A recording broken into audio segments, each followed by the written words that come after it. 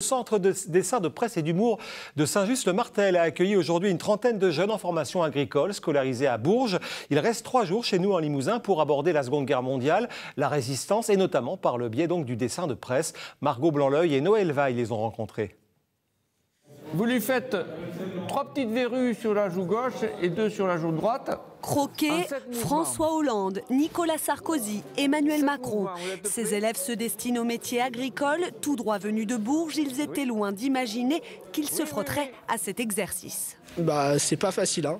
C'est compliqué. De quoi? Dessiner. C'est pas aussi facile que pour les professionnels.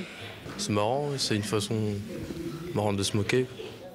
Pour professeur, le dessinateur de presse Placide, publié dans les journaux nationaux depuis plus de 20 ans, par ce moyen d'expression, il tente de leur inculquer un peu d'esprit critique. Par le dessin, j'essaie de leur faire comprendre que cette démocratie, cet esprit critique, on doit l'exercer en soi-même, pouvoir résister par soi-même et ne pas suivre le mouvement, donc avoir un esprit critique. On a parlé de lui déjà, il est dans l'agriculture, Jean Lassalle.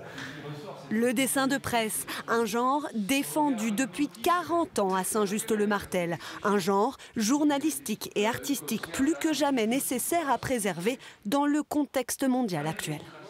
Surtout en temps de guerre ou en temps de propagande, qu'elle soit d'un côté ou de l'autre, il faut qu'ils puissent analyser tous les discours, quels qu'ils soient, de manière à pouvoir se faire leur propre opinion.